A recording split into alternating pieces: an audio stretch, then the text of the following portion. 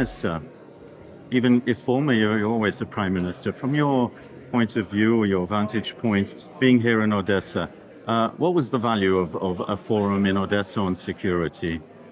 Well, I'm here fundamentally to show solidarity with the Ukrainian people and to show my admiration for the Ukrainian armed forces, which frankly have amazed the world with their successes against Russia's evil aggression.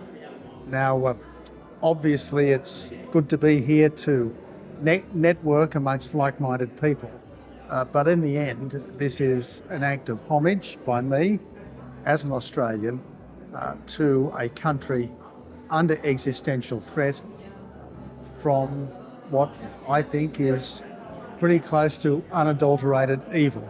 Okay, we don't often have Australian politicians here in Ukraine. To what extent is Ukraine of interest to an Australian public? Is it like Chamberlain, a far-off country of which we know little? If freedom is diminished anywhere, it's diminished everywhere.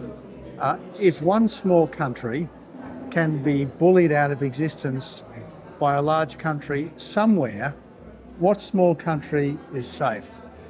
That's why what's happening here in Ukraine should not just be of interest to the Russian aggressor and the Ukrainian resistor, but of interest to everyone, anywhere in the world, who wants a world which is more safe, more fair, and more free. Okay, and final question. Look, a lot has been happening this week as we meet here in Odesa. The meeting in Berlin, the G7 meeting, the meeting in Switzerland on the peace formula, etc.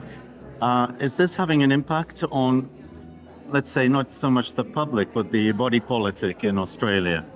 Do they want to be part of this movement forward, in helping Ukraine more substantially? The overwhelming majority of the Australian public are absolutely barracking for Ukraine. And I think that the Australian public would be very supportive of Australia doing more. And there's no doubt that we can do more. We have something like 1,000 Bushmaster armoured cars currently sitting idle in a depot near Brisbane Airport. We gave about 100 to Ukraine 2 years ago. We should give some hundreds more. We've got about 1,000 and old helicopters. We have about 1,000 Hawkeye light armoured vehicles, again mouldering in a depot, which I believe the Ukrainians have asked for. Again, we should give some hundreds of them over.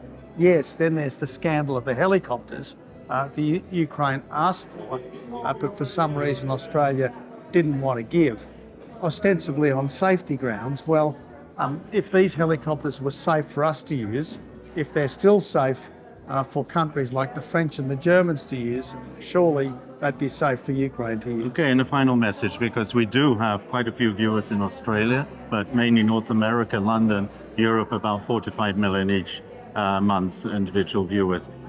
The overall message coming away from this forum? Well, the overall message should be that Ukraine is fighting not just for its freedom, it's standing up for everyone's freedom. Because if Ukraine is not safe from a global bully, what country is?